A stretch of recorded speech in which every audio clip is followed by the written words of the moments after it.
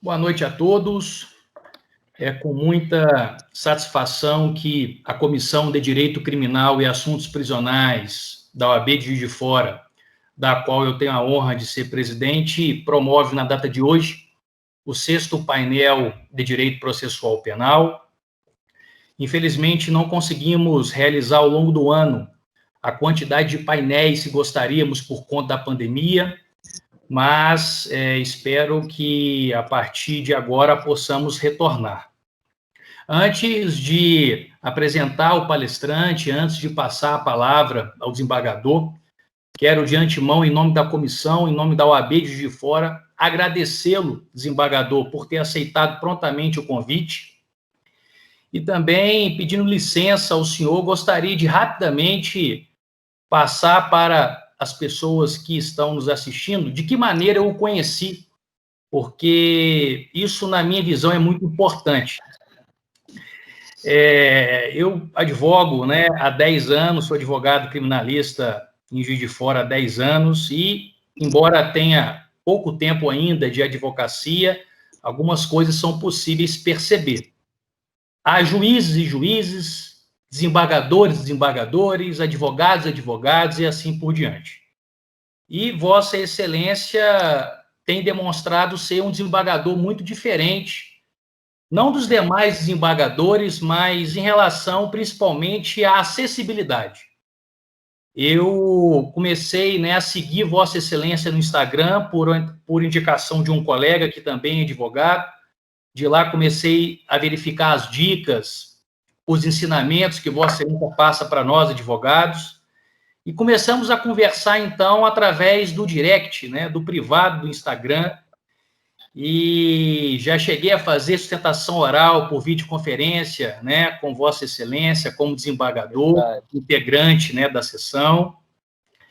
E brinquei com o senhor há pouco tempo que é mais fácil conversar com Vossa Excelência sendo desembargador do que, às vezes, com um juiz da comarca de origem.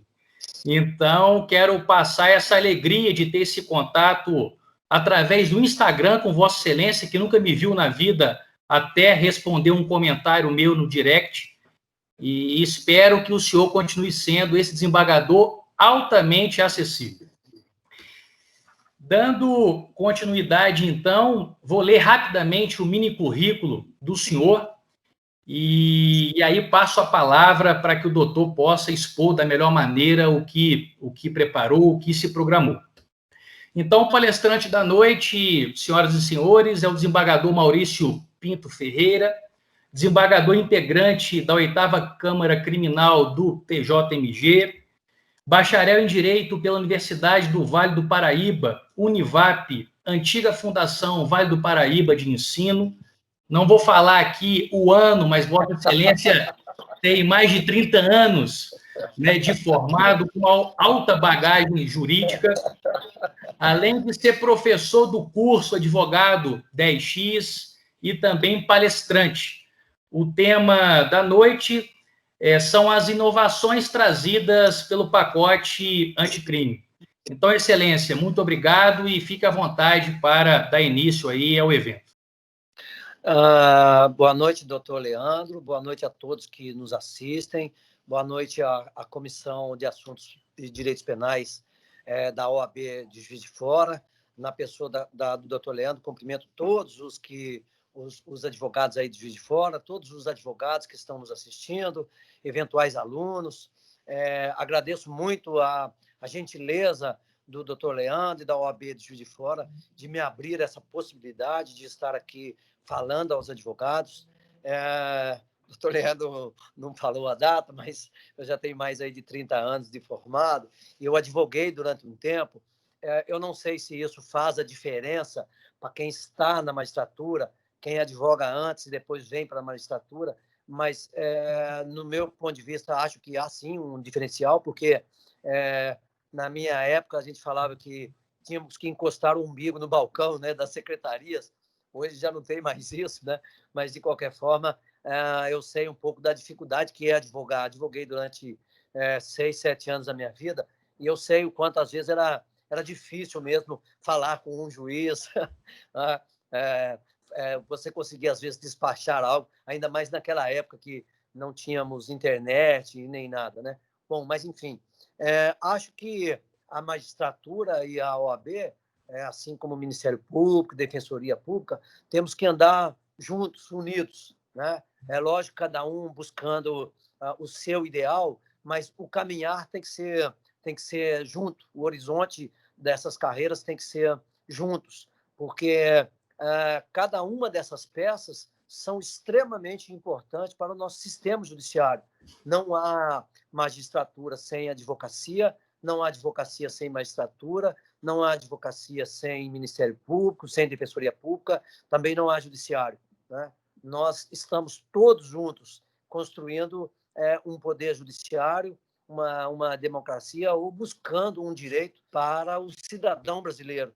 Nós temos que ter em mente que todos nós somos peças importantes para construir esse tão sonhado Estado democrático de direito. Então, no Estado democrático de direito, nada melhor do que o diálogo, a conversa. Eu sei que muitas das vezes sou juiz de carreira, estou há 30 anos, sei que muitas das vezes em comarcas pequenas, não é o caso de Juiz de Fora, mas em comarcas pequenas, às vezes, é muito difícil a gente atender prontamente todos os advogados, toda hora, até porque cada cidade tem uma peculiaridade, mas tenho certeza que os advogados, a magistratura, o Ministério Público e a Defensoria Pública caminham nesse sentido de buscar dias melhores, né? Então, fico muito feliz pelas palavras do senhor, doutor Leandro, e muito feliz também ainda por me acompanhar lá no canal. O canal tem como objetivo justamente melhor qualificar os advogados, porque a gente sempre acha que o erro está no outro, né? E a gente na magistratura sempre às vezes acha que o erro é do advogado, né? Ou que o advogado às vezes não está sendo bem preparado, bem formado.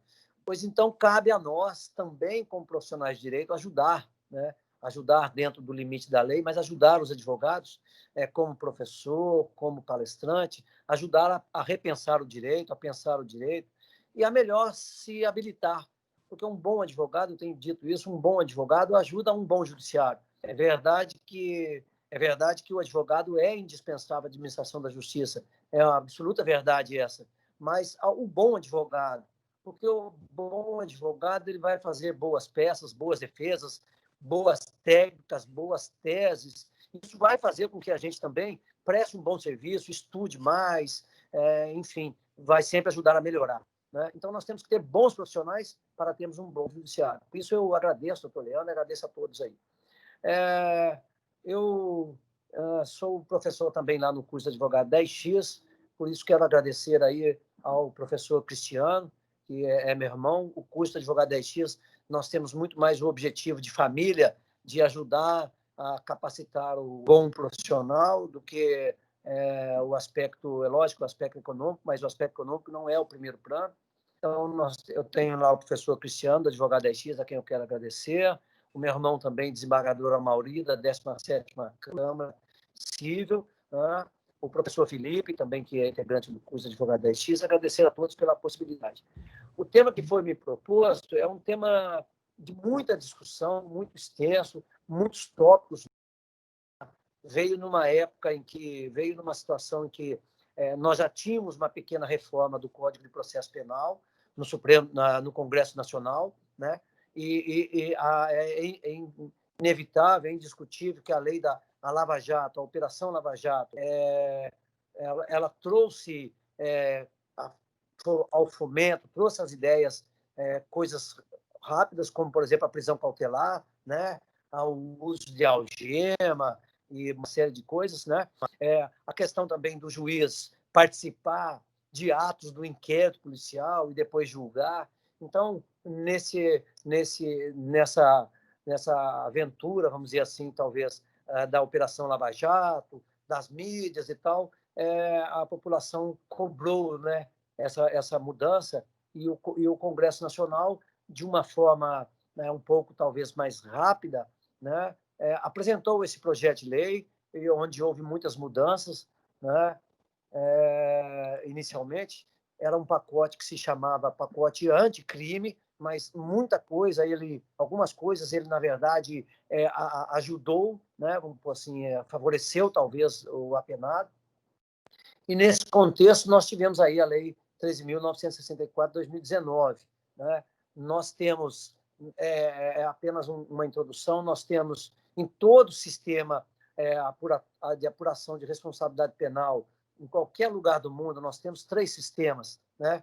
Nós temos o sistema inquisitivo ou inquisidor, que vem lá da Inquisição, da época da Igreja, onde o próprio inquisitor ele fazia a apuração, ele apurava, colhia provas e também julgava, né? Então, o sistema inquisitivo ele é marcado por isso, onde uma pessoa participa de produção de provas e também participa do julgamento.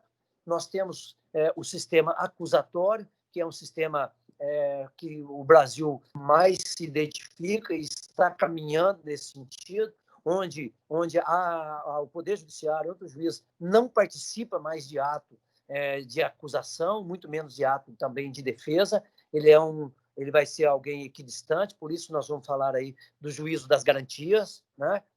Então, no sistema acusatório, o julgador ele está distante das partes, ele não participa de nenhuma colheita de prova, e nós temos alguns sistemas mistos, né? Que funciona como, por exemplo, nos Estados Unidos, onde você pode, algumas vezes, participar da colheita de prova e pode, algumas vezes, também participar como julgador, né? Em determinado momento, você está apenas como julgador, em determinado momento, você está apenas como produtor de provas. Então, o Brasil ele caminha para esse sistema absolutamente acusatório, mas a nossa lei, nosso Código de Processo Penal, nosso Código Penal, principalmente, vem de 1940, então vem lá da Itália, né, da época de Mussolini, com muitas coisas ainda enraigada no nosso povo, e ele permitia que o juiz, muitas das vezes, possa agir de ofício.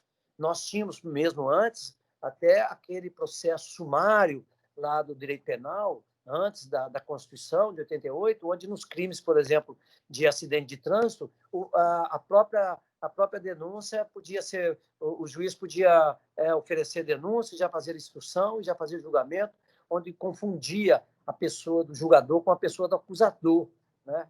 E isso vem sendo separado, a legislação nossa vem trazendo cada vez mais que o julgador fique distante mesmo na área penal, distante das partes, para que ele não possa estar, vamos dizer assim, comprometido ou viciado.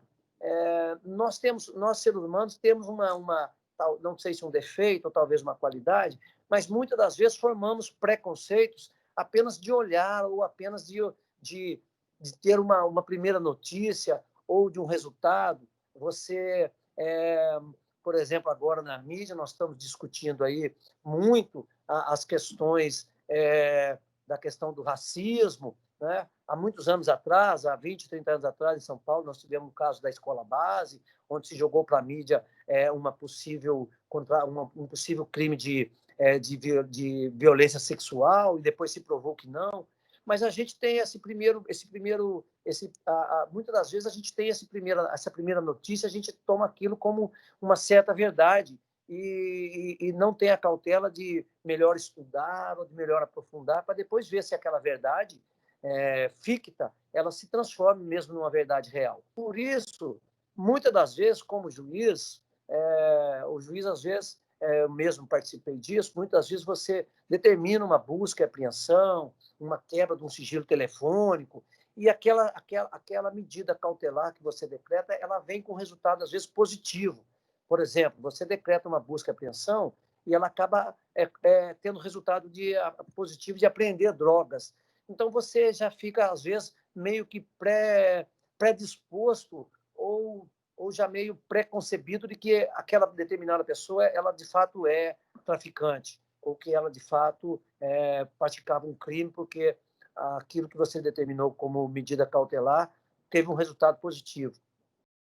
E isso veio com que agora na lei de na questão da Lava Jato e na lei da ficha, na lei do pacote anticrime, nós fizéssemos um repensar disso, porque o juiz ele tem que ser o direito tem que ser aquele igual aquela a deusa da justiça, ela tem que ser cega, ela tem que não ouvir, não escutar, ela tem que ter a sua decisão de fato absolutamente imparcial. Se ela já está comprometida com diligências anteriores, ela possivelmente ela não estaria imparcial, né?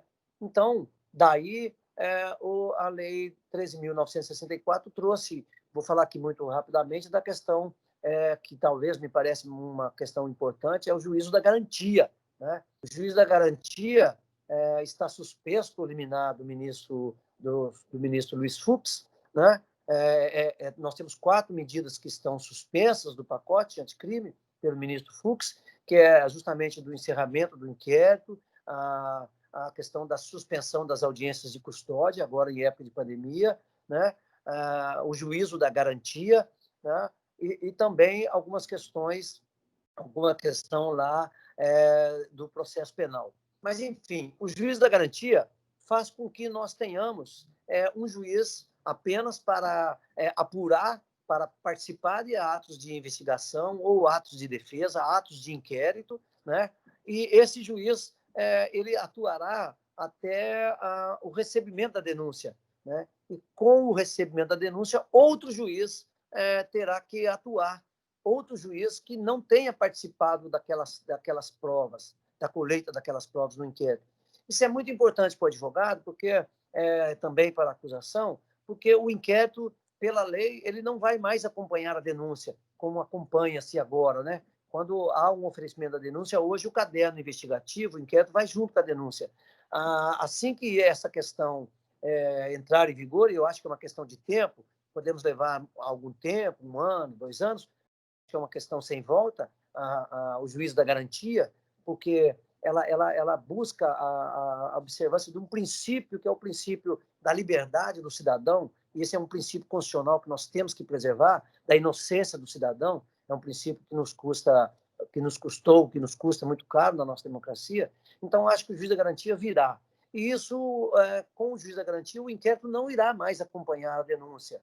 Então, significa que tanto o Ministério Público quanto a acusação terão que fazer juntadas de provas durante o processo penal, né? E isso vai fazer com que o advogado, ou que principalmente o advogado da defesa, ele acompanhe mais essa colheita de prova na fase inquisitiva, né? Porque, como hoje ela tem que ser renovada no processo penal, mas aí não será uma renovação, ela será totalmente refeita, né? Não será, vamos dizer assim, uma renovação. A acusação terá que dizer quais provas ela quer juntar no processo. E a defesa também, né? E daí terá que trazer essas provas. Então, o juiz da garantia, a meu ponto de vista, é uma grande inovação.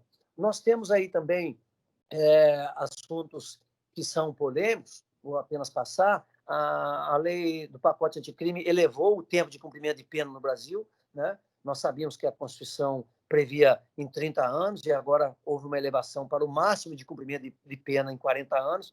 Nós tivemos aquele caso muito famoso no Brasil do bandido da luz vermelha, que após cumprir 30 anos de regime de prisão, teve que ser posto em liberdade. Muito se foi discutido naquela época, porque o nosso sistema não reabilita a pessoa, né? Mas tivemos essa elevação. Essa elevação trouxe um resultado também na questão da progressão do regime de pena, né? Nós tivemos aí a inovação do parágrafo único do artigo 25, que é a legítima defesa para os agentes públicos, né? Apenas houve um melhor detalhar, porque a legítima defesa sempre existiu e existirá nesses termos. Quando eu ajo em defesa da honra ou da vida de outra pessoa, né? Nos requisitos do artigo 25, eu estou em legítima defesa, né? Apenas talvez acobertou melhor os policiais, os militares, os agentes de segurança, para que eles não tenham, talvez, temor de agir no caso da excludente, quando a vítima está sendo refém, está correndo esse risco, né? Nós temos agora a possibilidade de prisão após a sentença pelo tribunal do júri, no caso de uma condenação superior a 15 anos. Né? A regra hoje tem sido, na verdade, é outra questão polêmica da possibilidade ou não de se recorrer em liberdade, né? O recurso em segunda instância, a questão do princípio do estado de inocência. Né? O pacote anticrime também trouxe novas regras para a progressão do regime de pena, ou seja, ela tornou mais rigorosa a concessão, a progressão, principalmente no que diz respeito aos crimes hediondos. Né? Ela elevou o requisito objetivo, que é tempo de cumprimento de pena. Né? Trouxe também mudanças no que diz respeito ao livramento condicional. Muitas das vezes a pessoa está em livramento condicional e ela praticava uma falta, por exemplo, não se recolhia ou não comparecia, ou praticava alguma falta, e essa falta ela ficava postergada a uma apuração posterior, e o livramento condicional acabava sendo extinto. Né? Hoje, a falta grave ela impede a concessão do livramento condicional, né? E também traz a perda dos dias remidos hoje. É muito importante também isso, porque nós sabemos que a remissão é a cada 3 dias, né, de trabalho ou de estudo. O apenado tem direito a 1 dia de desconto de pena, e hoje também a falta grave também alterou a lei de execução penal nesse sentido, né, pela possibilidade da perda dos dias remidos. E isso é uma consequência muito grave, mas, ao mesmo tempo, é uma segurança para que, às vezes, o apenado não cumpra, né? Procure não praticar faltas graves. Né? Houve também a proibição das saídas temporárias. Muito a sociedade reclamava que, principalmente nos crimes hediondos, chegava em época de Natal, Dia dos Pais, Dia das Mães, haviam aquelas saídas temporárias. Hoje, para os crimes hediondos, essa saída temporária foi proibida. Né? Nós temos mudanças também, que é muito importante ao advogado estudar, a questão do acordo de não persecução penal, né? A questão da delação premiada. Hoje, em determinados crimes, o promotor vai poder negociar diretamente com o advogado vai poder negociar diretamente com a parte e fazer a sua delação premiada. Há uma discussão doutrinária ainda sobre se o juiz poderá ou não recusar, né, deixar de homologar esse acordo de não persecução penal. Alguns alegam que o juiz não terá essa possibilidade, outros alegam que sim, que o juiz poderá mandar refazer esse acordo de não persecução. Ainda me parece ainda duvidoso essa questão, porque se isso diz respeito à acusação e à defesa, eu não sei se o juiz, o judiciário teria essa palavra de dizer não e não homologar, sendo que o Estado, a acusação, né, e a defesa se compuseram. Mas ainda é uma questão ainda que vamos ter que também se debruçar e estudar, né, sobre esse assunto. Trouxemos também decisões colegiadas para as questões de presídios federais, por exemplo, o regime de cumprimento de pena diferenciado. Muitas vezes era decidido por um único juiz contra quadrilhas, contra organizações criminosas muito poderosas. Hoje, para não ter muito essa pressão, não saber muito quem se decidiu, levamos para a possibilidade de se levar isso para uma decisão colegiada. Né? Também nós temos aí uma regra importante, que é na cadeia da produção da prova, da custódia, né? Na cadeia daquela produção de prova do local do crime. Né? Os objetos e os documentos dos vestígios daqueles locais terão que agora ter uma disciplina mais própria dessa colheita. Né? Nós vemos, às vezes, muitos inquéritos, muitas ações penais, às vezes, não redundar numa consequência ou numa decisão muito boa, porque a prova, durante a investigação, foi muito mal feita. Às vezes, o local do crime foi modificado. Não teremos regras sobre isso aí. Né? Nós vamos também ter aqui, importante, para falar aos advogados também, há uma polêmica muito grande, que é a revisão da prisão cautelar, principalmente da prisão preventiva. Né? Nós sabemos que a regra é a regra da inocência, mas muitas vezes a pessoa ela tem reincidência específica ou ela se enquadra num flagrante nos incisos do artigo 312 do Código de Processo Penal, que é o risco da fuga, ou o risco, a ameaça à testemunha, ou às vezes o risco da produção de prova, e isso o colocar em risco também, às vezes, a sociedade. Né? Então, isso, embora é uma matéria muito subjetiva, que os advogados precisam, que nós também, juristas, precisamos melhor objetivar isso, porque quando a coisa fica muito subjetiva, ela tende a ser alargada, né? E falar em risco à sociedade, muitas das vezes, é uma questão muito subjetiva, porque aquele cidadão, às vezes, pode efetivamente não colocar a sociedade em risco caso esteja solto, mas o fato é que o pacote trouxe também o parágrafo único do artigo 316 do Código de Processo Penal, fazendo com que a cada 90 dias o juiz que decretou a prisão, isso também já ficou pacificado pelos tribunais superiores, STJ, uma decisão da ministra Laurita Vaz e também decisão já dos ministros do Supremo, no sentido de que ao juiz que decretou a prisão é o juiz que compete fazer a revisão, né? Então, a cada 90 dias, ele terá que fazer essa revisão. A lei não prevê essa hipótese mais, aliás, a lei prevê expressamente a impossibilidade de salvar e colar ou usar o mesmo fundamento. A ideia é de que, passado 90 dias, o juiz que entendeu que havia necessidade da segregação, ele reanalisa aquela situação, porque após 90 dias pode não estar mais correndo risco à instrução penal, pode não haver mais risco à sociedade, né? Então, ele teria que, a cada 90 dias, rever esse posicionamento. O fato é que o nosso judiciário ainda é um judiciário muito assoberbado de trabalho. Muitas das vezes, essa dificuldade que eu sei que o senhor falou, eu entendo ela, para um juiz tocar uma vara penal com 4, 5, 6 mil processos, com 2 mil processos de réus presos, é muito difícil, né? Então, nós vamos ter que estruturar isso, como fazer isso, né? O que tem acontecido hoje no momento é que a orientação que eu, às vezes, tenho passado é que o advogado peticione ao juiz, né? Provoque o juiz de primeiro grau, né? Em caso do juiz não se manifestar, né? ou eventualmente fazer uma decisão nula, aí ele acionar o tribunal, porque nós temos visto muito hoje o tribunal em grau recursal ele alegar aquela tese de que não pode haver supressão de primeira instância, ou seja, se o juiz responsável pelaquilo de primeira instância não analisou, eu não posso analisar algo que não foi analisado, não sei se é possível compreender. Então, não podemos pular a instância, né?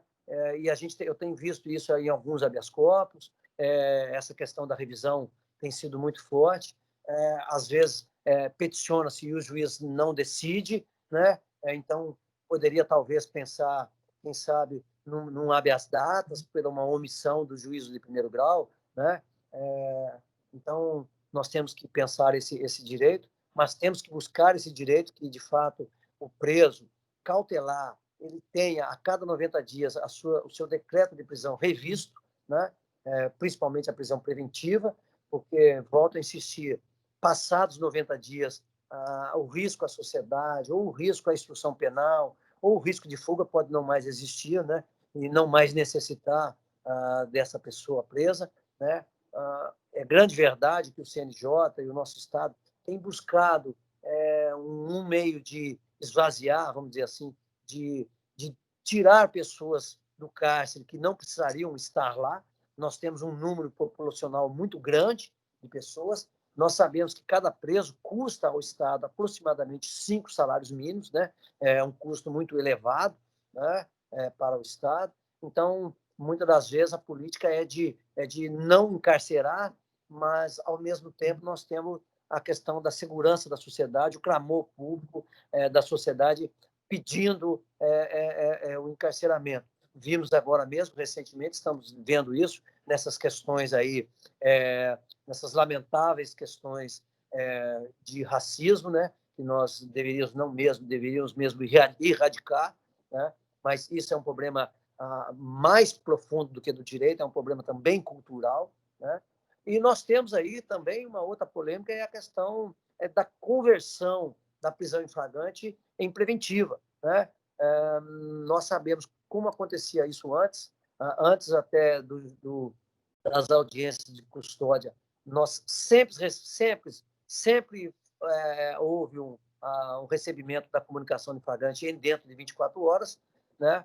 A audiência de custódia não é uma inovação na nossa legislação brasileira, né? Ela vem lá do Pacto de São José da Costa Rica, lá do direito tratado internacional, né? De 1959, 1960, mas ela não vinha sendo incorporada. O CNJ, através do ministro Lewandowski, baixou a resolução 213, né? Determinou essa realização de audiência de custódia. Então, nós passamos a unificar isso, né? Nós tínhamos apenas algumas regras esporádicas de apresentação de preso, como era o caso da prisão temporária. Quando havia um decreto de prisão temporária, aquele preso temporário teria que ser apresentado imediatamente ao juízo. Hoje nós unificamos isso, todos os presos têm que ser apresentados para a audiência de custódia. A audiência de custódia, ela, embora chama-se audiência de custódia, mas ela não é ainda uma audiência. A finalidade principal é verificar se houve coação, se houve ameaça, como se deu o flagrante, né? E se o flagrante está legal. E, em segundo ponto, a necessidade ou não da manutenção do cárcere.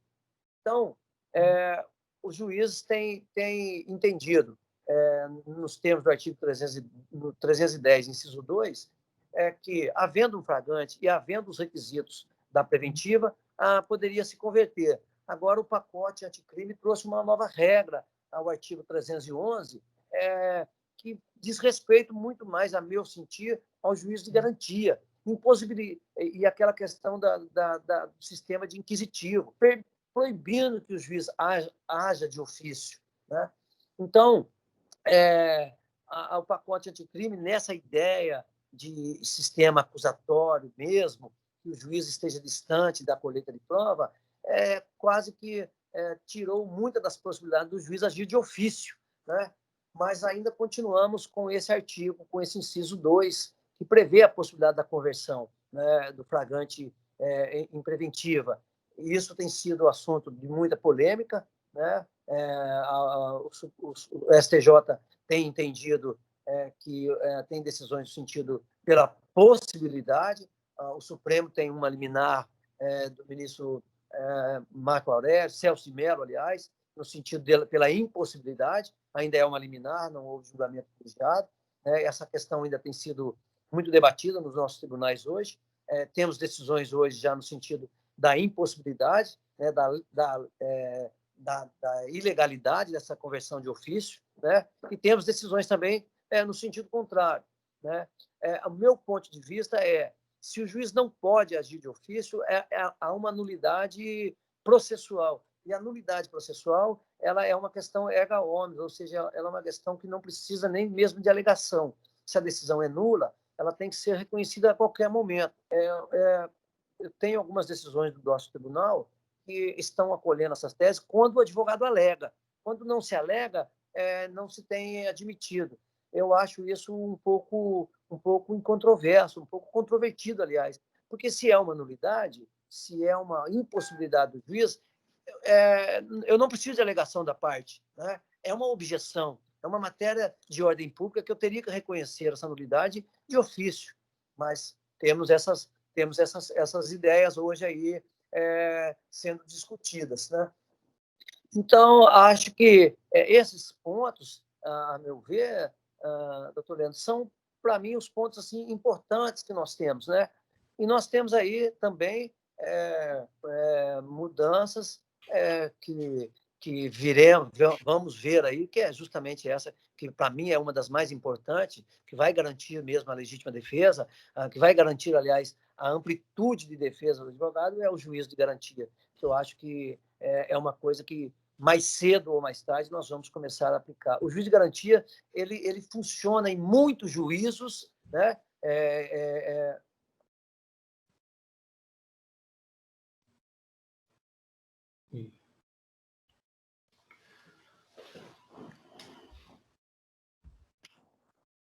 Desculpa, eu caí, acho que eu voltei, né? Voltou. Então, o juiz de garantia é um juiz que é um juiz que funciona em muitos países, né? Nos países da América do Sul, apenas Brasil, talvez não tenha ainda adotado esse juiz de garantias, juiz de garantia. Então, desembargador, só está sem a imagem do senhor. Sim, voltei. Isso. Então, creio que, a meu ponto de vista, o juízo da garantia é o principal, o juízo da garantia é o principal fundamento, é a principal novidade que a lei 13.964 trouxe, o pacote anticrime trouxe. Mas, infelizmente, ela foi suspensa para liminar. E eu creio que tenha sido suspensa porque não é possível, eu estou aí. Voltou. Voltei. Eu creio que o juiz da garantia será a maior inovação que nós vamos trazer dentro do nosso sistema processual, onde nós teremos, de fato, uma ampla defesa, uma defesa mais segura, né? Vamos dizer assim, onde nós teremos um juízo talvez mais imparcial. Embora nós juízes buscamos ser imparciais, mas o fato é que, como cidadão, como pessoa, muitas das vezes somos levados a algum preconceito por conta de decisões que tomamos, às vezes, anteriormente, e principalmente aquelas que nos dão um resultado positivo. O juiz da garantia só ainda não foi aplicado por conta de que nós temos ainda uma estrutura onde nossa legislação processual vale no Brasil todo, e temos estruturas pequenas, como talvez no Acre, né, Roraima, e temos estruturas grandes, como temos em São Paulo, Minas Gerais, Rio Grande do Sul. Então, essa forma de funcionar é que eu acho que nós vamos ter que repensar.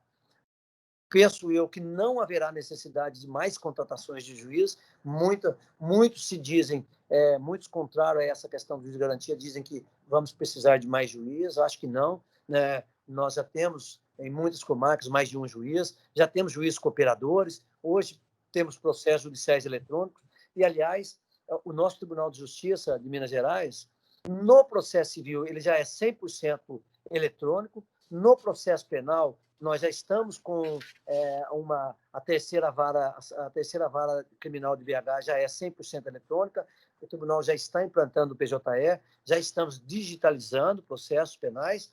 No Tribunal de Justiça, tudo que inicia no Tribunal de Justiça há mais de ano já é eletrônico, como é o habeas corpus. Eu creio que o mundo da eletrônica vai ganhar mais espaço, como as sessões por videoconferência, acho que nesse momento elas vão crescer, né? Eu sei que o presencial, muitas das vezes, é diferente, porque o olhar no olho, o linguajar gestual, o linguajar expressivo, corporal, faz diferença. O olhar no olho, às vezes, do advogado faz diferença, é verdade, mas nesse momento de pandemia, eu acho que nós vamos ter a videoconferência, até porque ela possibilita que qualquer advogado, de qualquer lugar, né, de qualquer lugar que ele esteja, com uma internet, ele possa fazer a defesa do seu cliente, né? Isso vai ampliar o acesso do advogado ao tribunal, eu tenho visto isso. Então, acho que esses princípios em si, do juiz da garantia, do estado de inocência, da equidistância do juiz, né? da impossibilidade do juiz começar a agir de ofício, né? De cada vez mais não termos atos de ofício do juiz. Acho que esses são os grandes legados do pacote anticrime que essa lei nos trouxe. Eu acho que, em resumo, doutor Leandro, seria o que eu teria para falar, e gostaria muito que os advogados também participassem, fizessem pergunta, porque eu me lembro aqui, como aluno, às vezes a gente fica meio sem jeito de perguntar, ou às vezes para quem está falando, quem fala parece que é um negócio tão fácil, para quem está ouvindo, nossa, eu não entendi muito bem. E é um momento que nós estamos aqui para melhor qualificar todo mundo, né? Então, gostaria muito que houvesse perguntas e que a gente pudesse, de fato, participar de um debate. Excelência, muito obrigado, então, pela exposição, bastante profunda e, ao mesmo tempo, objetiva. E, diante do que o senhor falou, consegui perceber que é favorável, então, a implementação do juiz das garantias, né? O senhor concorda com essa mudança que aconteceu, mas não está em vigor por conta da suspensão, né, pelo ministro Luiz Fux. Dentro do que o senhor falou, eu queria ouvir a opinião do senhor a respeito da execução provisória da pena em sede de tribunal do júri, quando a sentença penal condenatória foi igual ou superior a 15 anos. Infelizmente, o pacote anticrime trouxe essa mudança, essa alteração lá no artigo 492, inciso 1, a linha E do CPP. E, antes de ouvir a opinião do senhor, gostaria de passar a minha, né, como operador de direito, como advogado criminalista e como também professor há pouquíssimo tempo, há pouco mais de um ano, mas a pandemia me atrapalhou, porque o cursinho que eu dava aula era online, era presencial. Essa era a diferença. E aí, com a pandemia, não conseguimos mais implementar presencialmente. Para mim, essa alteração, ela já nasceu morta, para mim, ela é inconstitucional, né, por conta do julgamento das ADCs 43, 44 e 54 do Supremo. Eu sei que existe um recurso extraordinário no Supremo para poder discutir a execução provisória da pena em sede de júri, mas, para mim, não há que discutir isso em sede de júri, porque nessas ADCs ficou muito claro que há necessidade do trânsito julgado, né, para efetivamente ter a execução definitiva da pena. Então, eu queria ouvir do senhor essa questão sobre a inconstitucionalidade dessa execução provisória por conta do julgamento de mérito dessas ADCs, né? E também me manifestar no sentido de que a fundamentação utilizada para poder permitir essa execução provisória, até mesmo trazida pelo ministro Dias Toffoli, de que a decisão dos jurados ela é soberana em relação ao juiz togado. Não pode, por exemplo, o conselho de sentença condenar e o juiz togado absolver e vice-versa. Ela não é soberana em relação aos tribunais. Tanto é que o tribunal pode cassar a decisão e determinar um novo julgamento. O tribunal não pode, por exemplo, absolver, não pode condenar, mas, naturalmente, se analisa provas no recurso de apelação, porque é o que está lá no 593, inciso 3, a linha D. Se a decisão dos jurados for manifestamente contrária à prova dos autos, nós vamos cassar, então, a decisão e vamos levar a um novo julgamento. O tribunal só não está absolvendo, por exemplo, porque o legislador não permitiu, porque se pudesse, o legislador estaria o quê? Autorizando o tribunal a absolver. Eu tenho certeza que Vossa Excelência, no recurso de apelação em sede de tribunal do júri, pela defesa, uma sentença penal condenatória, recurso de apelação à defesa. Ao interpretar que houve legítima defesa, iria absolver. Só não está fazendo isso porque o legislador não permite.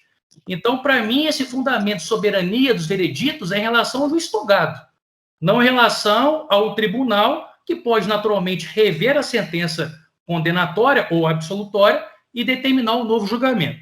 Para concluir esse primeiro ponto, entendo que é inconstitucional o 492, inciso 1, a linha E, e queria ouvir a posição do senhor. Doutor, me parece que a Constituição não tem princípios que prevalecem sobre princípios, né? Nós não podemos ter nem conflito de normas. Então, nós temos que ter uma harmonia entre todos os princípios, né?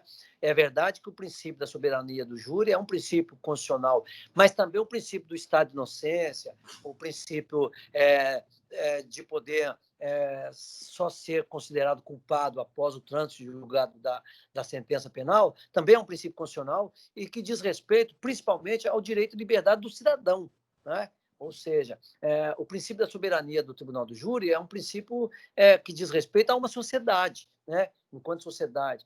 Mas acho que o direito individual, face a esse de ser considerado culpado, face a esse direito da sociedade, deve prevalecer, a meu ponto de vista, o direito individual do cidadão, porque estamos em jogo o direito de ir e vir, a liberdade do cidadão, né? Então, creio que essa decisão também será, com certeza, ela será reconhecida como inconstitucional face a esses princípios. O que acontece, falar aqui num linguajar mais popular, o nosso legislador ele não é muito bom de legislação, né? As nossas leis não são muito muito curtas, muito objetivas. Muitas das vezes, um poderá é um talvez possa ser um não sei, e a gente tem que fazer essa interpretação, né? E muitas das vezes, o legislador também ele vai acolher o clamor público. E aqui eu falo enquanto pessoa, não como juiz. Eu já fiz muitos júris na vida como juiz, e muitas das vezes a gente percebia que a sociedade ficava assim, aborrecida, ou chateada, ou, vamos pular, revoltada, como que um cidadão, às vezes, era condenado por um homicídio, às vezes, um homicídio triplamente qualificado, aqueles homicídios horríveis, às vezes, e você vai no júri, faz o júri e o cidadão sai pela porta na frente. Então, a sociedade, enquanto cidadã, é que cobra isso. Mas nós, enquanto juristas, temos que fazer uma análise em conjunto dos princípios, né? E acho que o princípio, a meu ponto de vista, o princípio da liberdade do cidadão, do direito de liberdade do cidadão, face ao princípio da soberania do Tribunal do Júri, o princípio do direito de liberdade do cidadão há de prevalecer, né, eu acho. Nós não podemos, como não podemos nunca, na dúvida, prender. Na dúvida, nós temos que manter solto, né? Então, acho que o princípio da liberdade do cidadão vai prevalecer e essas ADIs serão julgadas procedentes, é o meu ponto de vista. Maravilha, excelência. Eu vou até além também, lembrando sobre essa questão do Tribunal do Júri, porque até o julgamento dessas ADCs, nós tínhamos a execução provisória da pena em segunda instância. Sim. No júri, nós estávamos tendo em primeira instância. Quer dizer, piorou a situação. E, com todo respeito, pouco importa a decisão ter sido proferida por um colegiado, que no caso é o conselho de sentença formado por 7 jurados. O fato é que existe o duplo grau de jurisdição e que essa decisão pode ser revista. Então, eu vou até além. A execução provisória seria em sede de primeira instância, como sustento de Dias Toffoli. O Dias Toffoli mudou a posição dele nas ADCs, né? Ele não mais entendeu pela execução provisória da pena após segunda instância, mas, pelo que eu vi, ele continua defendendo a execução provisória da pena em sede de júri. E eu espero que, nesse recurso extraordinário, o Supremo possa efetivamente não reconhecer essa execução provisória. Uma questão que será muito, talvez, debatida nessas ADIs será a questão que o Tribunal do Júri não fixa a pena. Né? O Conselho de Sentença, o Tribunal de Júri não fixa a pena. O Conselho de Sentença apenas vota pela condenação ou pela absolvição. Mas quem fixa a pena é o juiz togado. Então, essa possibilidade do cidadão sair preso de lá vai acabar ficando na mão de do juiz, né? E não do Conselho de Sentença. Porque se o juiz fixar a pena abaixo de 16, ele não vai prender. E se ele fixar acima de 16, aí ele vai ter que mandar recolher. Então, vai acabar ficando adstrito não ao Conselho de Sentença, mas sim ao juiz. E o problema, né, que é claro que existe todo o sistema trifásico, né, o juiz ele está muitas vezes limitado na hora de dosar a pena, mas querendo ou não fica muito subjetivo, porque ocorrendo a condenação e o réu solto, ele, juiz querendo prender, pode naturalmente aplicar uma pena de 15 anos e efetivamente determinar a expedição de mandado de prisão para começar a executar provisoriamente a pena. Vamos imaginar, por exemplo, a questão de 2 réus, quer dizer, 2 réus soltos. Um é condenado a 14 anos, o outro a 15. O de 14 permanecerá solto, a não ser que seja decretada a preventiva, que é uma outra história. E o de 15 será preso. Olha que contrassenso em sede de Tribunal do Júri, com base no pacote anticrime. Complicado. Com a ideia da soberania do Tribunal do Júri, acho que isso talvez não vingue, por conta da dosimetria de pena, né? Que caberá ao juiz no Conselho de Sentença. Bem, passando um pouquinho mais, Excelência, dentro do que o senhor falou, já até discutimos no Instagram sobre isso, sobre a questão de revisão a cada 90 dias, né? Naquela época não tínhamos ainda a decisão do Supremo no habeas corpus do André do Rep, na verdade, a suspensão de liminar, né, no habeas corpus pelo plenário, mas só para que as pessoas possam, né, entender até mesmo na prática, né, eu já passei para o senhor, né, sustento, claro que agora veio a posição do Supremo, ainda não vinculante, mas já vimos aí como que dará o julgamento daquele habeas corpus, mas eu entendo que, nesse caso, 316, parágrafo único, se o magistrado não revisar em 90 dias ou a cada 90 dias a preventiva, lendo o dispositivo, a prisão se torna ilegal e não haveria necessidade da defesa efetivamente formular algum requerimento. Eu até discuti com o senhor isso em sede de habeas corpus. É verdade. Perguntei para sua excelência como está sendo a posição do tribunal, porque se torna ilegal a prisão. Entendo que eu posso impetrar habeas corpus ao tribunal, pedindo a soltura, pedindo o relaxamento da prisão em sede de habeas corpus, que a prisão se tornou ilegal, não se revisou em 90 dias. E Vossa Excelência, à época, me disse que, embora também doutrinariamente pensasse da mesma maneira, não era a posição do tribunal. O tribunal estava interpretando que seria supressão de instância, ou seja, o juiz de origem deveria efetivamente ser provocado para efetivamente revisar e, diante da não manifestação ou até mesmo da revisão, se impetraria o habeas corpus. Essa posição continua sendo a do senhor, é isso mesmo? Não é uma posição a minha, é uma posição que tem sido majoritária no nosso tribunal, né? Sim. E pelo que eu tenho acompanhado, principalmente decisões do STJ, tem sido nesse sentido, que cabe que, esgotados os 90 dias, ela não se transforma automaticamente em nulidade, né? Porque o juiz de primeiro grau ou o juiz que decretou a prisão, ele deverá reanalisar, né?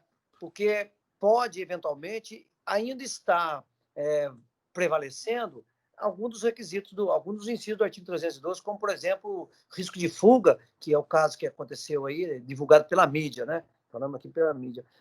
Pode acontecer ainda, às vezes, uma ameaça a uma testemunha, né? O risco à instrução penal. Então, aquele que está mais próximo dos fatos, que está administrando aquele processo, ele é que vai saber melhor isso, né? Porque ele vai estar próximo da defesa e próximo da acusação, né? Então, por isso, os tribunais têm privilegiado muito mais a decisão do juiz que decretou a prisão, né? Do que uma decisão pura e simples de passou 90 dias, esgotou, passou 90 dias, automaticamente ela estaria nula, né? Ela estaria não nula, né? Mas caduca, sem efeito, sem validade, né? Porque ela não pode, nula é aquela decisão que desde o início ela é nula, né? Se ela teve uma validade, a partir dos 90 dias em diante, ela se tornou, caducou, tornou ineficaz, né? Mas os tribunais têm se manifestado nesse sentido. O grande problema é que nós temos um número carcerário, eventualmente muito grande, e a gente, eu creio que os tribunais vão ter. Achei boa essa inovação da lei, de certa forma, ainda que nesse momento não estejam atendendo, vamos pôr, aos advogados, né, ao pé da letra. Mas isso vai forçar, isso está forçando que o juiz da execução, o juiz que está com aquela pessoa presa, tenha controle sobre aquela data da prisão, né? Que ele tenha um maior rigor sobre o dia da prisão, né? Que ele tenha um maior rigor nesses 90 dias, né? Isso está também a exigir que nós tenhamos que ter dentro do cárcere apenas presos condenados, né? Para que nós possamos diminuir o número de presos provisórios, né? Porque nós sabemos também que a lei de execução penal não permite preso provisório cumprindo pena com preso já condenado. Então, nós temos todo esse sistema, todo esse custo. Então, eu acho que isso vai obrigar, que nós estamos num ano muito difícil, um ano de inovação, vieram todas essas novas inovações, mas, além das inovações, viemos a pandemia, que era uma coisa impensável. Eu assistia a televisões, aqueles vídeos, reportagens de pessoas na Ásia com máscara. Eu achava impressionante como que a pessoa conseguia andar daquela forma. E hoje todos nós temos que ter aí 2, 3, 4 máscaras, ter que lavar, trocar, né? Está dentro das nossas casas, está na nossa vida hoje o uso da máscara. Então, a pandemia que era algo impensável, nos tirou da rota, da programação, vamos dizer assim, né? como o senhor falou da aula presencial, eu também já dei aula presencial, o calor humano que nós, principalmente nós brasileiros, gostamos de ver, né, os alunos, um debate presencial seria muito mais, talvez, muito mais gostoso, muito mais saudável, talvez assim, não sei se saudável, mas pelo menos mais feliz, né, presencialmente, mas mudou, né, mudou a nossa rota. Então, eu creio que a questão dos 90 dias, pacificando essa questão do corona, nós vamos ter que ter um controle maior sobre isso, né? É que hoje ainda temos uma questão. Nós não podemos ficar colocando preso e tirando preso a todo momento da cadeia por conta também do risco de contágio. Isso não se fala, mas se escreve, né? Que tanto é que tivemos vários habeas corpus com as questões de pandemia, de risco, presos com essa questão. Mas então eu acho que assim que nós conseguimos acalmar a questão da pandemia, nós vamos ter que focar profundamente nas questões de 90 dias, porque o cidadão tem direito, é um direito do cidadão que aquele decreto provisório seja revisto, né? Nós não podemos permitir que algo provisório se torne eterno, né? Essas prisões provisórias em que a pessoa fica ali 6 meses, 10 meses, é absurda. Isso, né? Eu questiono isso muito com os meus colegas lá. A gente tem que ter muito cautela. E no criminal nós não podemos simplesmente, como fosse uma linha de produção, nós não podemos nunca ser insensível. No penal nós temos que estar sempre sensível às coisas, porque um minuto, né? Um minuto para um cidadão que está atrás das grades, para mim pode ser uma eternidade, né? Basta nós vermos agora muitos de nós que estamos na questão domiciliar, estamos como se estivéssemos presos em prisão domiciliar, e muitos de nós, no conforto do nosso lar, nós não conseguimos, às vezes, ficar, né? Imagina um cidadão atrás de uma grade, né? Numa delegacia, ou num estado precário. Então, nós temos que ter cautela com esse minuto desse cidadão, né? Um minuto que seja a mais, ele não deve ficar. Excelência, o que me preocupa com a posição, né, dos ministros do Supremo, ainda, repito, de forma precária, na suspensão da liminar, no habeas corpus do André do Rep, é se efetivamente pacificado o tema de que a não revisão em 90 dias não gera automaticamente a soltura, é fazer com que realmente o 316, parágrafo único, seja para os juízes morto, e continuar a preventiva, né, de forma ilimitada, sem qualquer tipo de revisão. Porque, veja, se eu, como advogado criminalista, impetro um habeas corpus, um TJMG, dizendo que o juiz descumpriu o 316, parágrafo único, e peço a soltura em razão da prisão se tornar ilegal, e o TJ fala que eu preciso provocar primeiro o juiz, essa é a minha opinião, naturalmente. Lógico. O meu habeas corpus perde o objeto, né? Veja, eu estou impetrando o habeas corpus em razão de um ato omissivo do magistrado. Ele não revisou. Então, por não revisar, o meu cliente tem que ser solto. Se o tribunal fala que eu tenho que provocar para o tribunal analisar, o meu habeas corpus perde o objeto, porque o juiz ele deixa de ser omisso e será naturalmente expresso e certamente vai manter a preventiva, né? Pelo menos é a minha percepção. Então, eu fico preocupado se o Supremo pacificar desse jeito e nós não vamos conseguir impetrar mais habeas corpus por ato omissivo nesse caso. Nós vamos ter, eu volto a insistir, nós vamos ter que repensar esse assunto. A questão é que a pandemia ela trouxe uma visão diferenciada para essas coisas. Nós teríamos que estar, nesse momento, discutindo juridicamente, doutrinamente, mas sem esse fato da pandemia. A pandemia mudou o mundo, né? Mudou todo mundo. Então, mas é um problema, de fato tem sido um tormento. Veja, se o senhor postula um habeas corpus pela omissão do juiz, né? E o tribunal, nós indeferimos a liminar. O próximo passo é justamente pedir uma informação ao juízo de primeiro grau, né? E se houve omissão do juiz, se ele está omisso, se é um juiz preocupado, atento às suas coisas, quando ele recebe pedido de informação, ele vai se manifestar. Então, aquela omissão talvez ela perca o objeto até mesmo pelo próprio ato processual do tribunal de pedir informações, né? Então, nós tínhamos que, de fato, pensar nessas questões, né? Porque se há uma omissão reconhecida né? E processualmente, quando eu peço a informação, se havia aquela omissão, o juiz vai se ele for um juiz competente, atento às suas funções, ele vai correr e vai decidir, né? Sim, entendi. O problema é a posição do Supremo ao interpretar que, ao se tornar prisão ilegal, não necessariamente o paciente vai ser solto. Esse foi o problema do Supremo. Essa é a verdade. É a verdade. Mas Bem, o Supremo tem que levar esse assunto. Quanto mais as decisões do Supremo, a meu ponto de vista, como a gente tem procurado fazer no tribunal, elas têm que ser cada vez mais colegiadas, porque as decisões colegiadas dão mais legitimidade, né? Nós temos verdade. que tentar evitar essas decisões liminares e monocráticas, que isso é que acaba mais gerando mais insegurança jurídica do que segurança jurídica. Dando continuidade naquilo que o senhor falou, e naturalmente para depois passar para o pessoal fazer alguma pergunta, é só porque são realmente reflexões que eu já tinha feito, e aproveitando o conhecimento jurídico do senhor, eu tenho que naturalmente questioná-lo. Então, também preparei algumas coisinhas aqui, mas a respeito do decreto da prisão preventiva e até mesmo da conversão do flagrante em prisão preventiva, nós tínhamos até pouquíssimo tempo essa divergência no STJ. A quinta turma do STJ não permitia a conversão do flagrante em preventivo e a sexta turma permitia. Eu até trouxe aqui para nós um julgado recente da quinta turma, no HC 590-039.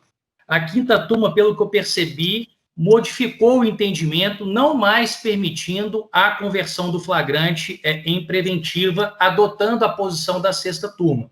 Me parece que essa também está sendo a posição da segunda turma do Supremo.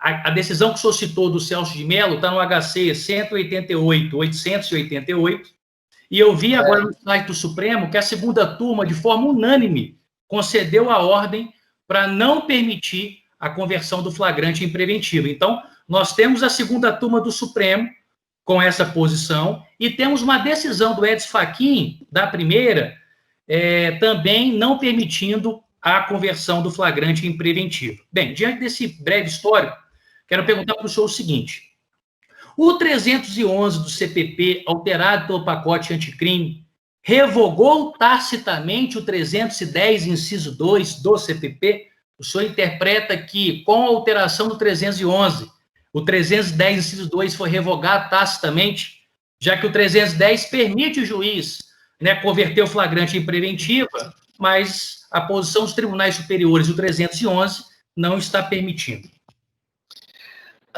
Doutor Leandro, eu tenho sido, eu confesso, a minha Câmara, a 8ª Câmara do Tribunal e algumas outras câmaras vinham decidindo no sentido pela possibilidade, não unanimemente, por maioria de votos. A minha Câmara agora já houve uma mudança, né? E nós estamos, a 8ª Câmara tem decidido por maioria, por 3-2, no sentido pela impossibilidade. E eu confesso, tenho, como juiz, tenho feito voto no sentido da possibilidade. Porque eu penso dentro daquele juízo da garantia, né? Dentro ainda daquela análise do juiz da garantia. E veja, o cidadão ele está preso não por conta do juiz, ele está preso por conta do Estado. Um agente do Estado entendeu que houve um flagrante delito, né? E o prendeu, né? Então, ele já está, aspas, preso, acautelado pelo Estado. E ele é apresentado à autoridade judiciária para que a autoridade judiciária, como membro do Estado, juiz, ratifique aquilo ou não.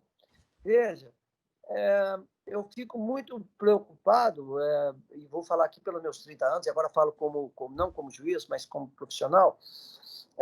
Nós sabemos que há, como o senhor falou no início, há juízes, há promotores, há delegados, há muitas pessoas, né, muitos comprometidos, alguns outros não, mas temos muitas comarcas pequenas, né? Minas Gerais são muitas, né?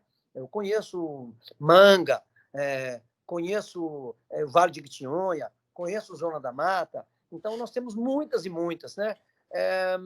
Eu fico pensando numa sociedade, eventualmente, onde não há aquele delegado. E olha que nós temos muitos lugares aí, infelizmente, sem delegados, onde, às vezes, não há um promotor de justiça.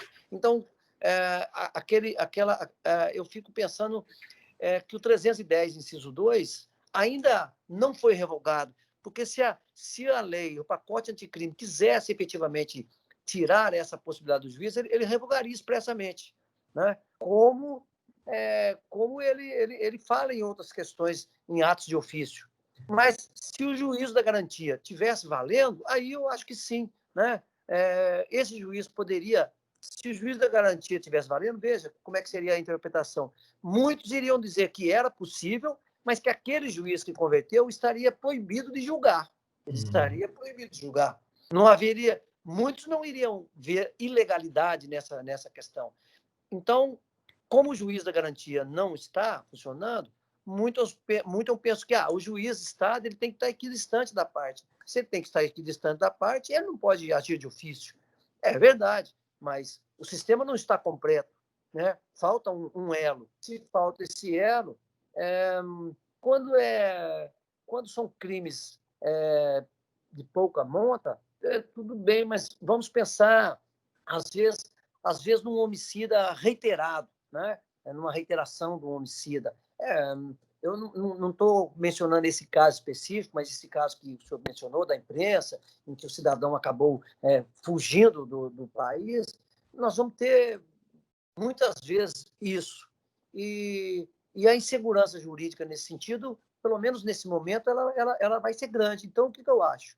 Nós tínhamos que caminhar para estruturar, sim, o juízo de garantias e estruturar, sim, um sistema penal acusatório, né, onde o juiz, de fato, fosse imparcial. Né? É essa que nós tínhamos que buscar isso como ideal, né, e implantar isso. Mas nós estamos implantando algumas coisas no sentido da ampla defesa, muito bacana, é verdade, mas, ao mesmo tempo, o Estado continua deficitário e a sociedade continua, às vezes, em determinadas situações, correndo risco.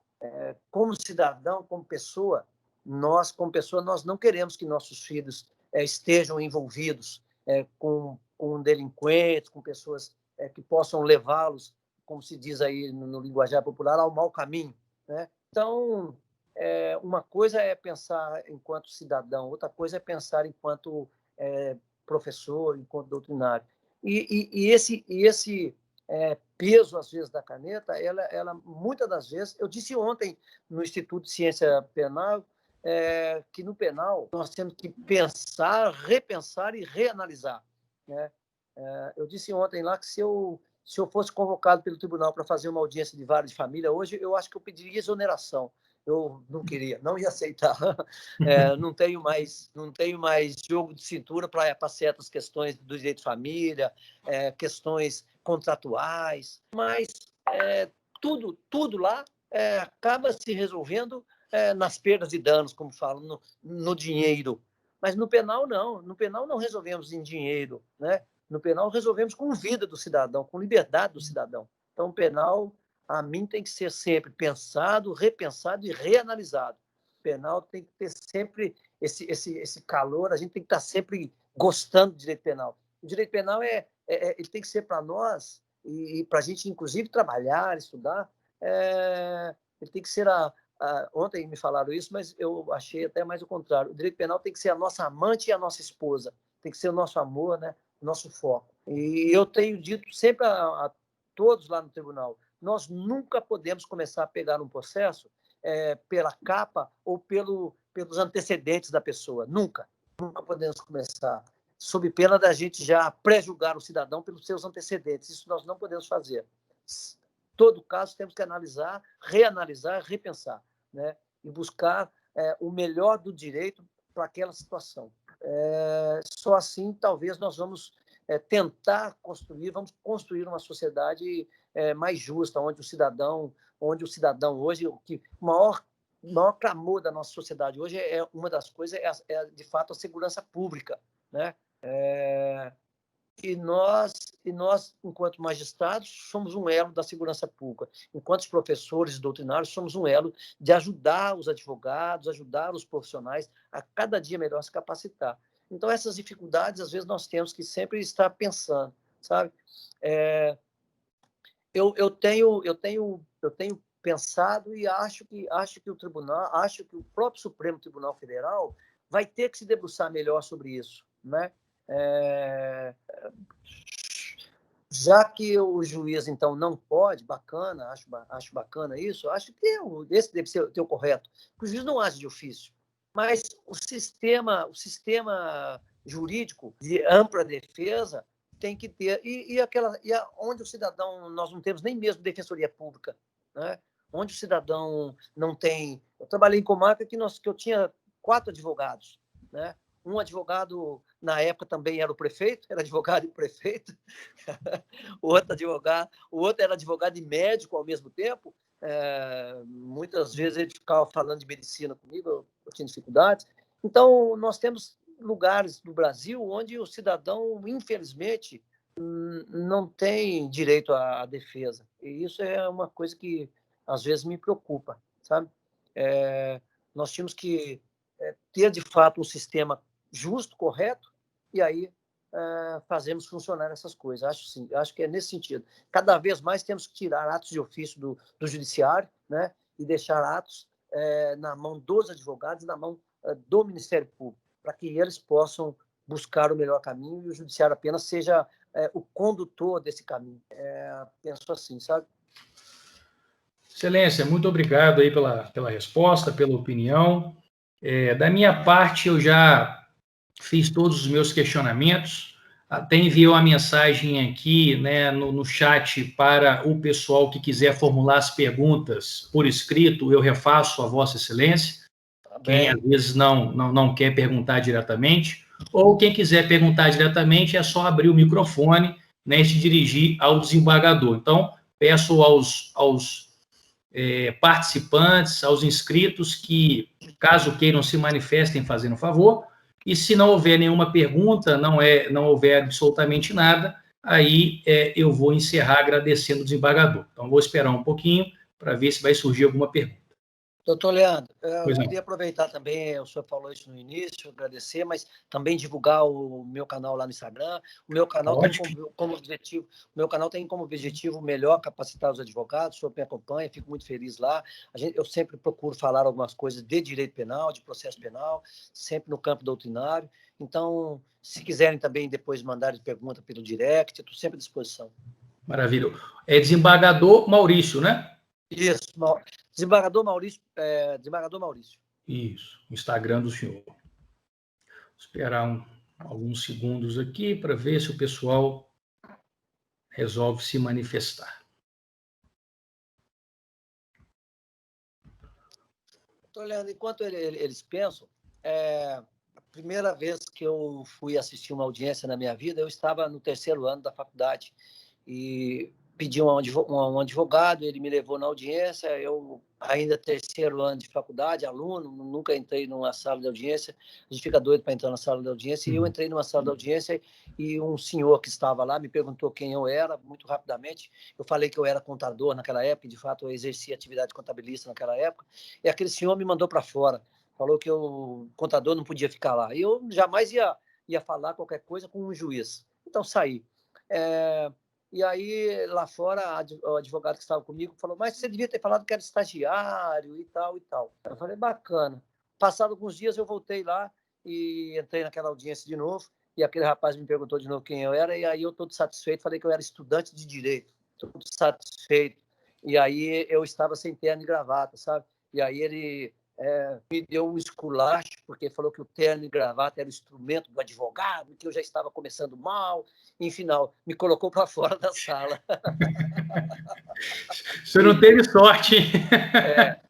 E aí, pela 3ª vez, eu voltei lá de terno, de gravata, de gaiola, de passarinho, de cachorro, com tudo que ele quisesse. Eu estava lá e eu assisti uma audiência muito rápida, houve um acordo, eu não entendi nada e saí de lá apenas entendendo que existem certas formalidades que a gente tem que estar sempre atento àquelas formalidades.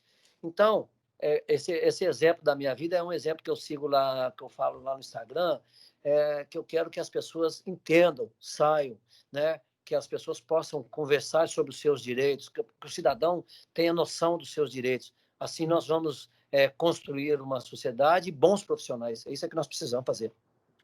O senhor colocou uma situação interessante, porque é óbvio que a nossa profissão, os atos praticados normalmente são atos solenes, não tem como entrar numa audiência de bermuda, né, camiseta e etc. Até mesmo numa sustentação oral, né, não dá para poder, né, ter... Existe uma vestimenta adequada, mas existe também um rigor por parte de determinados julgadores, né? Nós vemos aí a todo dia, às vezes o advogado com paletó, camisa social sem a gravata, é impedido de realizar uma sustentação oral no tribunal. Não estou falando do TJMG, não. Estou falando em casos Brasil afora que nós já vimos. E é uma vergonha, porque não necessariamente dependemos da gravata. É claro que a gravata fica muito mais bonita, fica, né? É óbvio. Mas se eu estou de paletó, se eu estou de camisa social, né? Se eu estou de calça social, sapato, e por videoconferência, não vejo nenhum problema em realizar a sustentação oral. O ministro Marco Aurélio do Supremo, em várias sessões, estava de camisa social branca, né? Várias vezes eu vi, e nem por isso deixou de ocorrer a sessão. Então, assim, eu acho que essas coisas, eu sempre me pautei para essas coisas, a primeiro realizar o ato. E em segundo lugar, não chamar a atenção das pessoas. Basta apenas, às vezes, você apenas informar. Olha, se da próxima vez for possível, bacana. Porque a questão da gravata e das vestimentas, eu já entendo isso hoje muito, muito como um respeito ao próximo, não a mim, né? Essa instrumentária toda é justamente para respeitar o próximo com essas formalidades, né? Mas nós temos formalidades que têm que ser efetivamente cumpridas e temos formalidades que, às vezes, naquele momento, podem ser superadas e prevalece o ato, eu prefiro o ato. Eu não vou deixar alguém sem defesa porque o advogado está sem gravata. Da minha parte, não, mas cada um sabe mais ou menos onde o sapato aperta, né? É verdade. Excelência, nós já demos tempo aqui suficiente, até agora ninguém se manifestou, também não vi nenhuma pergunta aqui, talvez seja encaminhada no direct do senhor. Então, quero agradecer mais uma vez, né, por ter aceitado o convite, por ter palestrado para nós. Espero que o senhor participe outras vezes, né? Espero que o senhor palestre outras vezes aqui para a OAB de Juiz de Fora, né, para os advogados, para os estudantes e etc. Quero agradecer também ao pessoal que se inscreveu, aos meus colegas, né, da comissão, vi aqui alguns membros que faz parte da comissão também prestigiando. Agradecer ao OAB pelo espaço, né, por permitir que a gente, da comissão, possa promover esses eventos. E espero em breve que o senhor possa, mais uma vez, nos ensinar. Muito obrigado, tá bom? Doutor Leandro, eu que agradeço a OAB aí de Juiz de Fora, agradeço na pessoa do senhor e agradeço fraternalmente a cada um aí da comissão e a cada advogado que está aqui presente, a cada aluno que está aqui presente. Espero poder ter correspondido à expectativa, ter levado um pouco de reflexão, porque aqui também é muito rápido, né? E nós precisamos mesmo de muita reflexão e de muita sabedoria e de muito exercício desse direito do cidadão, do direito de liberdade do cidadão, do direito de ampla defesa do cidadão. Precisamos cada vez mais praticar isso e melhorar isso. Acho que isso nós sempre fazemos. E queria encerrar agradecendo, então, ao professor Cristiano, ao desembargador Amauri, ao professor Felipe, né? Agradecendo a todos aí, dizendo que para mim e para todos nós lá do Advogado AX, é muito gratificante falar aos advogados. Muito, muito ótimo, rejuvenesce a gente. Fico muito feliz. Vou dormir hoje muito, muito feliz por ter conversado com os advogados, ter trocado ideia com os advogados, que é só assim que a gente cresce, né? Falando e também ouvindo, né? Então, muito obrigado, senhor. Boa noite a todos. Durmam todos com paz, com muita saúde e com muita luz de Deus na vida de cada um de vocês. Muito obrigado, Excelência. Então, nós estamos como convidados, o organizador vai encerrar aqui.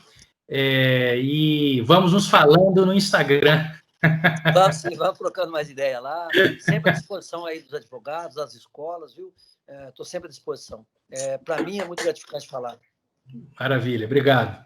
Obrigado, um forte abraço a todos vocês. Abraço. Obrigada, Excelência.